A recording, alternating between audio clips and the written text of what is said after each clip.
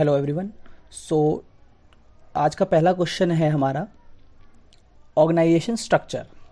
What is the meaning of organisation structure. तो सबसे पहले हम ऑर्गेनाइजेशन स्ट्रक्चर की मीनिंग क्लियर करते हैं। देखिए, किसी भी ऑर्गेनाइजेशन के अंदर कई लोग वर्किंग होते हैं और कई लेवल पे वर्किंग होते हैं। जैसे मैनेजमेंट के कई लेवल्स होते हैं, top level management, middle level management या लोअर लेवल मैनेजमेंट।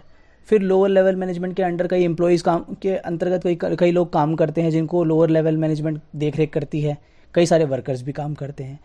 तो वो सब जितने भी लोग employ different level of management में काम कर रहे हैं या जितने भी एम्प्लॉयज़ ऑर्गेनाइजेशन के अंदर काम कर रहे हैं, उन सब के ही स्ट्रक्चर को, उन सब के ढांचे को कि वो लोग कैसे काम कर रहे हैं, उनकी किसकी क्या रिस्पॉन्सिबिलिटी है, कौन क्या काम कर रहा है, किसकी क्या पोजीशन है, किसकी क्या पोस्ट है, किसके पास क्या अथॉरिटीज़ है, ये सभी को मिला करके इस स्ट्रक्चर को, इस ढांचे को मिला करके हम ऑर्गेनाइजेशन स्ट्रक्चर बोलते हैं।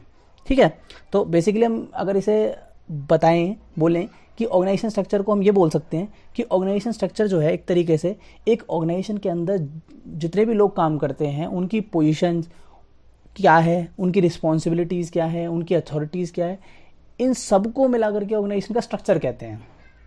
ठीक है। तो हम इसे डिफाइन करें अगर, तो organisation structure can be defined as network of job positions, responsibilities and authorities at different levels.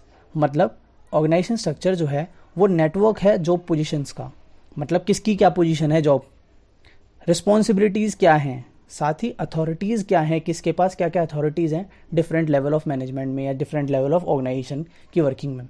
तो इन सभी को मिलाकर के हम ऑर्गेनाइजेशन का स्ट्रक्चर कहते हैं। ओके।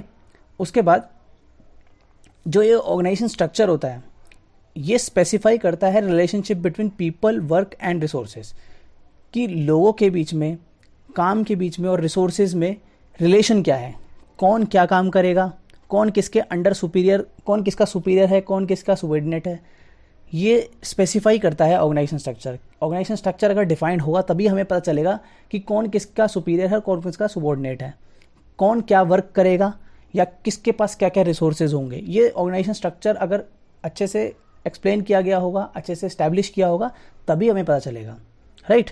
तो it specify the relationship between people, work and resources. Organization structure ही क्या करता है, लोगों के रिलेशनशिप को, वर्क को, रिसोर्सेज को डिफाइन करता है, उनके बीच में रिलेशन को स्पेसिफाई करता है। राइट। अच्छा, अब ये ऑर्गेनाइजेशन स्ट्रक्चर जो हम बोल रहे हैं कि एक ढांचा होना चाहिए ऑर्गेनाइजेशन के अंदर, प्रॉपर वे ऑफ वर्किंग होना चाहिए, लोगों के रोल्स क्लियर होने चाहिए, उनकी पोजीशन पता होनी चाहिए, रिस्पॉन्सिबिलिटी, अथॉरिटी पता होनी चाहिए। ये जो ऑर्गेनाइजेशन स्ट्रक्चर है इसकी इंपॉर्टेंस क्या है, ठीक है, इसके होने से मतलब क्या फ़ायदा आपको। देखिए, अगर आपके ऑर्गेनाइजेशन का स्ट्रक्चर होगा प्रॉपर तो उससे जो भी बिजनेस ऑपरेशंस हैं वो प्रॉपरली हो पाएंगे और साथ ही it ensures better flow of communication. मतलब अगर प्रॉपरली डिसाइड होगा कि कौन किसके अंडर काम कर रहा है, कौन किसके अंडर काम कर रहा है, कौन किसका सुपीरियर है, तो उससे फ्लो ऑफ कम्युनिकेशन जो होगा वो अच्छा हो पाएगा, क्योंकि बिल्कुल क्लियरली हमें पता है कि हम किसके अंडर काम कर रहे हैं, हमें किससे पूछना है, साथ ही हमें ये भी पता है कि कौन हमारे अंडर काम करना है, हमें किससे इंस्ट्रक्ट करना है। तो स्ट्रक्चर जो होता है वो प्रॉपरली इंश्योर करता है कि जो ऑल ऑपरेशंस ऑफ बिजनेस है वो प्रॉपरली हों, साथ ही it ensures better flow of communication. Secondly, हम ये भी कह सकते हैं कि अगर एक ऑर्गेनाइजेशन स्ट्रक्चर बिल्कुल क्लियर है तो it makes easy to check the responsibility of each part of business. तो हम ये चेक भी कर सकते हैं कि कौन क्या काम करेगा, कौन बिजनेस में किसके पास क्या क्या काम है। हर एक पार्ट को हम चेक कर सकते हैं कि क्या चल रहा है और उसको चेक कर सकते हैं कि क्या कमी है। राइट। साथ ही हम ये भी कह सकते हैं, एक और इम्पोर्टेंस हम बोल सकते हैं कि a clear idea about the working style of an enterprise can be known from organization structure. साथ ही हमें एक क्लियर आइडिया पता चल जाएगा कि एक ऑर्गेनाइजेशन का वर्किंग स्टाइल क्या है, उसका काम करने का तरीका क्या है, ये भी पता चल जाएगा उसके ऑर्गेनाइजेशन स्ट्रक्चर से हमें। ठीक है। तो ये था हमारा ऑर्गेनाइजेशन स्ट्रक्चर का मीनिंग। अब हम आते हैं कि कितने टाइप के ऑर्गेनाइजेशन स्ट्रक्चर है। सेकंड क्वेश्चन है हमारा टाइप्स ऑफ ऑर्गेनाइजेशन स्ट्रक्चर, कितने टाइप के ऑर्गेनाइजेशन स्ट्रक्चर होते हैं। तो देखिए, वैसे तो ऑर्गेनाइजेशन स्ट्रक्चर का मतलब है नेटवर्क ऑफ जॉब पोजीशंस, कि जॉब पोजीशंस कैसी हैं, रिस्पॉन्सिबिलिटीज़ क्या हैं, अथॉरिटीज़ क्या है at different level of organisation.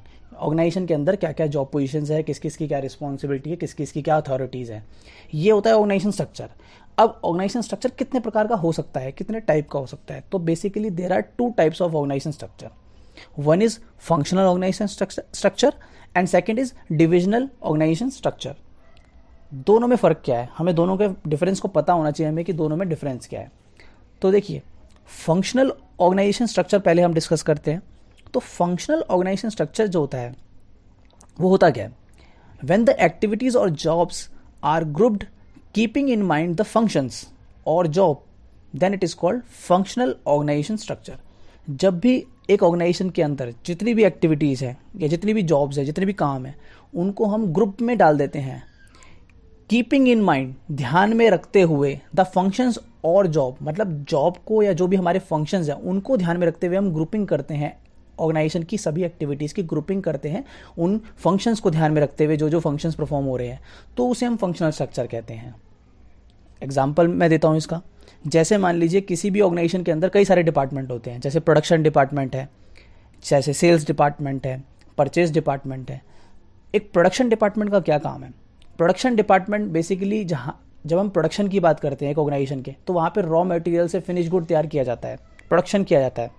तो प्रोडक्शन डिपार्टमेंट एक अलग डिपार्टमेंट बना दिया जाएगा. फंक्शनल स्ट्रक्चर कहता है कि प्रोडक्शन डिपार्टमेंट एक अलग डिपार्टमेंट है जिसके अंदर वो सभी एक्टिविटीज़ को डाल दिया जाएगा जो कि प्रोडक्शन से रिलेटेड हैं. जितनी भी एक्टिविटीज़, जितने भी काम, जो भी काम हो रहे हैं ऑर्गेनाइजेशन के अंदर जो कि प्रोडक्शन से रिलेटेड हैं, उनको प्रोडक्शन डिपार्टमेंट के अंदर ग्रुप कर दिया जाएगा.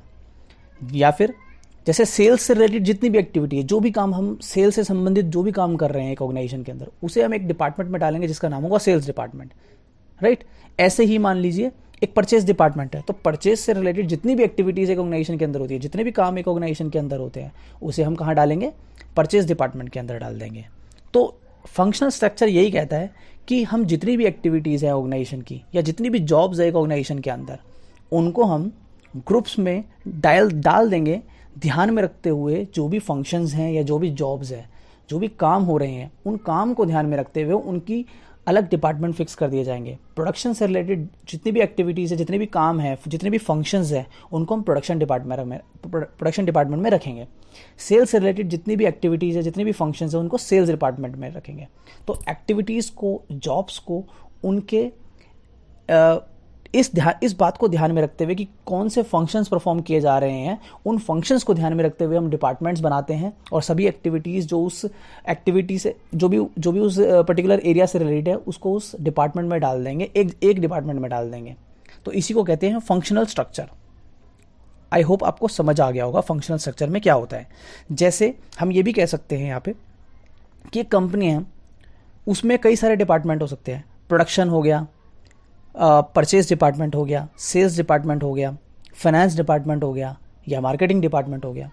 तो जो भी प्रोडक्शन से रिलेटेड वर्क हैं, जैसे प्रोडक्शन से रिलेटेड क्या होगा? रॉ मटेरियल खरीदना, रॉ मटेरियल को कन्वर्ट करना, रॉ मटेरियल की प्रोसेसिंग करना, रॉ मटेरियल से फिनिश गुड्स तैयार करना, ये सारा प्रोडक्शन डिपार्टमेंट के अंदर आ जाएगा, है ना. या रिपेयर एंड मेंटेनेंस करवाना, क्वालिटी कंट्रोल वगैरह करना, ये सब कहाँ है? प्रोडक्शन डिपार्टमेंट के अंदर आएंगे.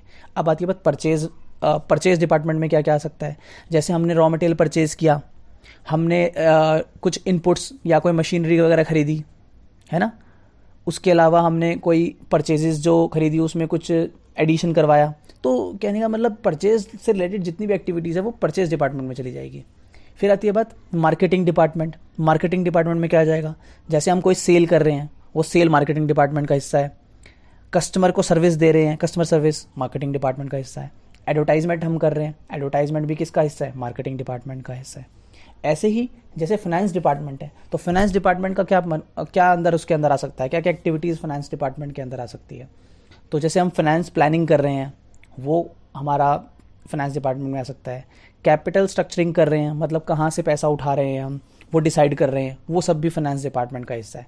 तो आई होप आपको फंक्शनल स्ट्रक्चर क्लियर होगा कि फंक्शनल स्ट्रक्चर का बेसिकली मतलब ही ये होता है कि जब हम एक्टिविटीज़ को उनके जॉब्स या उनके एक फंक्शंस के ऊपर अलग अलग डिपार्टमेंट में डाल देते हैं, उसे कहते हैं फंक्शनल स्ट्रक्चर. अब राइट, ठीक है, अब ये हमारा क्लियर हो गया what is the meaning of functional structure. अब फंक्शनल स्ट्रक्चर के एडवांटेज कर लेते हैं, फिर करेंगे इसके फंक्शनल स्ट्रक्चर के डिसएडवांटेज. ठीक है. फंक्शनल स्ट्रक्चर के एडवांटेज में सबसे पहला एडवांटेज है स्पेशलाइजेशन. ये कहता है कि जब भी एक्टिविटीज़ फंक्शंस के अकॉर्डिंग ग्रुप्ड होंगी, सभी एक्टिविटीज़ क्योंकि फंक्शंस के अकॉर्डिंग हमने अलग अलग डिपार्टमेंट में डाल दी हैं, तो उस ऐसा करने से एक डिपार्टमेंट के अंदर एक ही तरीके की एक्टिविटीज़ होंगी। तो अगर एक ही तरीके की एक्टिविटीज़ एक डिपार्टमेंट करेगा तो उससे क्या होगा, उससे स्पेशलाइजेशन आएगा, क्योंकि एक ही तरीके का काम हम जब रेपिटेटिवली करते हैं है रेपिटेटिव करते हैं तो उससे क्या होगा, स्पेशलाइजेशन का बेनिफिट मिलता है, एक्सपीरियंस आ जाता है उस चीज़ के अंदर। फिर आता है second point, easy supervision. Easy supervision कैसे, देखिए क्योंकि फंक्शंस यहाँ पे हैं बिल्कुल क्लियर डिफाइंड है और एक ही तरीके के फंक्शंस करते हैं एक डिपार्टमेंट के अंदर, जो भी लोग हैं उनको एक ही तरीके के काम दे रखे होते हैं। ठीक है, जब एक ही तरीके के काम होते हैं तो सुपरवाइज करना आसान होता है, क्योंकि वो जानते हैं कि किस तरीके का काम चल रहा है, राइट। तो सुपरवाइज करना बड़ा आसान होता है जब भी हम फंक्शनल स्ट्रक्चर की बात करते हैं। साथ ही थर्ड पॉइंट है इजी कोऑर्डिनेशन। ये इसका एडवांटेज है, इजी कोऑर्डिनेशन। ठीक है, इजी कोऑर्डिनेशन क्यों है, क्योंकि देखिए यहाँ पे कोऑर्डिनेशन करना इसलिए आसान है क्योंकि एक डिपार्टमेंट का काम जो है वो दूसरे डिपार्टमेंट पे डिपेंडेंट होता है, राइट। प्रोडक्शन डिपार्टमेंट जो है वो परचेज डिपार्टमेंट पे डिपेंडेंट है, क्योंकि जब डिपार्टमेंट परचेज करेगा तभी तो प्रोडक्शन डिपार्टमेंट उसको रॉ मटेरियल मिलेगा, तभी तो वो प्रोडक्शन करेगा। तो क्योंकि एक दूसरे पे डिपेंडेंसी होती है तो कोऑर्डिनेशन आसान होता है एक डिपार्टमेंट का दूसरे डिपार्टमेंट से। जैसे परचेज डिपार्टमेंट प्रोडक्शन डिपार्टमेंट से कोऑर्डिनेशन करेगा कोऑर्डिनेशन, तभी तो कोऑर्डिनेशन ईजी होगा, क्योंकि उनको एक दूसरे की ज़रूरत है, क्योंकि वो एक दूसरे पे डिपेंडेंट है, इसलिए कोऑर्डिनेशन भी आसान होता है। तो ये इसका एडवांटेज हो गया। अब हम बात करते हैं डिसएडवांटेज की, कि क्या क्या डिसएडवांटेज है फंक्शनल ऑर्गेनाइजेशन स्ट्रक्चर की। पहला डिसएडवांटेज है डिफिकल्टी इन अचीविंग ऑर्गेनाइजेशन गोल। यहाँ पे ऑर्गेनाइजेशन गोल अचीव करने में डिफिकल्टी आती है। क्यों? क्योंकि फंक्शनल स्ट्रक्चर में एक डिपार्टमेंट जो है वो स्पेशलाइज फंक्शन कर रहा होता है, उसको अपने फंक्शन के बारे में बात पता होती है, वो अपने फंक्शंस को जानता है, तो वो पूरी ऑर्गेनाइजेशन के बारे में सोच नहीं सकता है। तो इसीलिए पूरी ऑर्गेनाइजेशन का पर्पस एक डिपार्टमेंट से, एक फंक्शनल स्ट्रक्चर से पूरा नहीं हो पाता है। तो ये है इसका डिसएडवांटेज। फिर आता है second disadvantage, decrease in coordination. जिसमें ये बात बोली जाती है कि अगर कोऑर्डिनेशन गया तो उससे क्या होगा, डिसीजन लेने में बहुत डिफिकल्टी आ जाएगी, बहुत डिले हो जाएगा, क्योंकि कोऑर्डिनेशन बहुत ज़रूरी है यहाँ पर, और अगर कोऑर्डिनेशन नहीं हो रहा है डिपार्टमेंट के बीच में तो उससे डिले हो सकता है हमारे डिसीजन लेने में, राइट। फिर हम आते हैं थर्ड क्वेश्चन पे, जो है डिपार्टमेंटल्स हेड्स एटीट्यूड।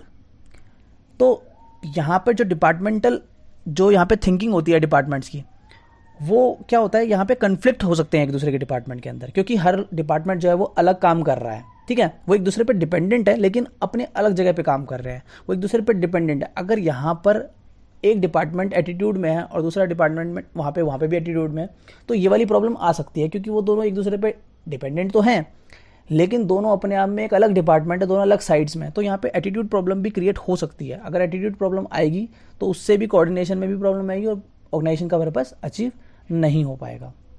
ओके, तो ये थे हमारे फंक्शनल स्ट्रक्चर के डिसएडवांटेज। आई होप आपको सारे एडवांटेज और डिसएडवांटेज क्लियर हो गए होंगे, राइट। ठीक है अब हम आते हैं नेक्स्ट स्ट्रक्चर पे, जो कि क्या है, डिविजनल स्ट्रक्चर। अभी हमने क्या पढ़ा, अभी हमने पढ़ा फंक्शनल स्ट्रक्चर, अब हम पढ़ेंगे डिविजनल स्ट्रक्चर। डिविजनल स्ट्रक्चर क्या होता है, देखिए जब भी ऑर्गेनाइजेशन बड़े साइज की होगी या फिर बहुत तरीके के प्रोडक्ट बना रही होगी, तो जितनी भी एक्टिविटीज़ होती हैं, ठीक है, एक प्रोडक्ट की, जैसे एक कोई प्रोडक्ट बना रही है, सोप बना रही है एक कंपनी, और वही कंपनी जो है वो फूड आइटम भी बना रही है कुछ, तो जो भी फूड बना रही है और जो भी दूसरा प्रोडक्ट बना रही है, उन दोनों के लिए अलग डिपार्टमेंट बना दिए जाएंगे, मतलब प्रोडक्ट के हिसाब से अलग अलग डिपार्टमेंट बना दिए जाएंगे। तो ऐसी ऑर्गेनाइजेशन जो कि बड़ी साइज़ की है या जहाँ पे कई तरीके के प्रोडक्ट्स बन रहे हैं, वो क्या करती है, एक प्रोडक्ट को, जो भी प्रोडक्ट है आपका एक, उससे रिलेटेड जितनी भी एक्टिविटीज़ हैं उनको एक डिपार्टमेंट में डाल देगी, और जो दूसरा प्रोडक्ट है उससे रिलेटेड जितनी भी एक्टिविटीज़ हो रही है उनको अलग डिपार्टमेंट में डाल देगी। तो हम ये बोल सकते हैं, when the organisation is in large size and producing more than one type of product, then the activities related to one product are grouped under one department. तो एक प्रोडक्ट की एक्टिविटीज़ एक डिपार्टमेंट में और दूसरे प्रोडक्ट की activities दूसरे department में डाल दी जाएंगी, राइट। जैसे ऑर्गेनाइजेशन बना रही है मेडिसिन, तो मेडिसिन का एक अलग डिपार्टमेंट, सोप बना रही है सोप का अलग डिपार्टमेंट, टेक्सटाइल में काम कर रही है टेक्सटाइल का अलग डिपार्टमेंट। तो प्रोडक्ट के अनुसार डिपार्टमेंट अलग कर दिए जाते हैं, तो वो क्या है, डिविजनल ऑर्गेनाइजेशन स्ट्रक्चर, राइट। अब हम आते हैं next question, that is advantage of divisional structure. तो पहला एडवांटेज है प्रोडक्ट स्पेशलाइजेशन, क्योंकि यहाँ पर एक टाइप ऑफ प्रोडक्ट के लिए एक अलग ग्रुप बनाया गया है, एक अलग डिपार्टमेंट बनाया गया है, तो इनके अंदर प्रोडक्ट स्पेशलाइजेशन आती है, वो अपने प्रोडक्ट में स्पेशल होते हैं, एक्सपर्ट होते हैं, तो इसलिए प्रोडक्ट स्पेशलाइजेशन का फीचर एडवांटेज मिल जाता है, राइट। सेकेंड एडवांटेज है फास्ट डिसीजन मेकिंग। यहाँ पे डिसीजन जो है वो मच फास्टर होते हैं इन डिविजनल स्ट्रक्चर। क्यों?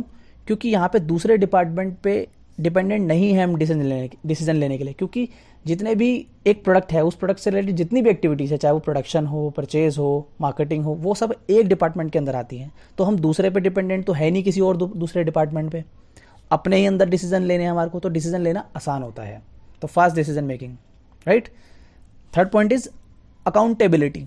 अकाउंटेबिलिटी का यहाँ पे मतलब है कि performance of individual departments can easily B assessed, मतलब किसी भी एक डिपार्टमेंट की परफॉर्मेंस को हम आसानी से असेस कर सकते हैं, क्योंकि यहाँ पे हमें दूसरे किसी डिपार्टमेंट्स के बारे में जानने की कोई ज़रूरत नहीं है कि वहाँ पे काम क्या चल रहा है, हमें सिर्फ अपने डिपार्टमेंट में देखना है कि यहाँ पर परफॉर्मेंस कैसा चल रहा है, राइट। तो अकाउंटेबिलिटी आसानी से फिक्स कर सकते हैं, हम देख सकते हैं कि एक ऑर्गेनाइजेशन में ये डिपार्टमेंट काम कर रहे हैं या नहीं कर रहे हैं। अब हम आते हैं डिसएडवांटेज पे। पहला डिसएडवांटेज है मोर रिसोर्सेज रिक्वायर्ड। क्योंकि एक डिपार्टमेंट के अंदर सारी एक्टिविटीज़ एक अलग डिपार्टमेंट बना दिया जाता है, एक प्रोडक्ट की जितनी भी एक्टिविटीज़ है उनका एक अलग डिपार्टमेंट बना दिया जाता है, तो यहाँ पर वो एक इंडिविजुअल यूनिट के रूप में काम करते हैं, तो इसीलिए उनको रिसोर्सेज की ज़रूरत ज़्यादा होती है। तो ये इसका डिसएडवांटेज है कि रिसोर्सेज ज़्यादा चाहिए यहाँ पे। फिर दूसरा डिसएडवांटेज है प्रोडक्ट फोकस डिपार्टमेंट। ये जो डिपार्टमेंट होते हैं बिल्कुल प्रोडक्ट फोकस होते हैं, अपने प्रोडक्ट पे पूरी तरह से फोकस होता है इनका। ये ऑर्गेनाइजेशन में क्या चल रहा है उस पर इनका ध्यान नहीं होता, अपने प्रोडक्ट पे पूरी तरह से फोकस रहते हैं, तो ये प्रोडक्ट फोकस डिपार्टमेंट होता है।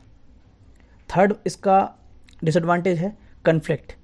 यहाँ पर कन्फ्लिक्ट हो सकता है कि एलोकेशन किया जाए रिसोर्सेज का, कैसे, किस एक्टिविटीज़ में कितना रिसोर्सेज एलोकेट किया जाए, किसको कितना रिसोर्सेज देना है, किसको कम देना है, किसको ज़्यादा देना है, ये डिफ़िकल्टीज डिविजनल स्ट्रक्चर में हो सकती है।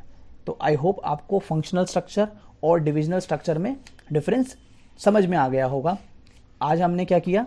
आज हमने किया ऑर्गेनाइजेशन स्ट्रक्चर का मीनिंग क्या होता है, फिर हमने किया ऑर्गेनाइजेशन स्ट्रक्चर के टाइप्स कितने होते हैं। तो दो टाइप्स होते हैं ऑर्गेनाइजेशन स्ट्रक्चर के, एक फंक्शनल और एक डिविजनल। अच्छे से पढ़िए, ठीक है।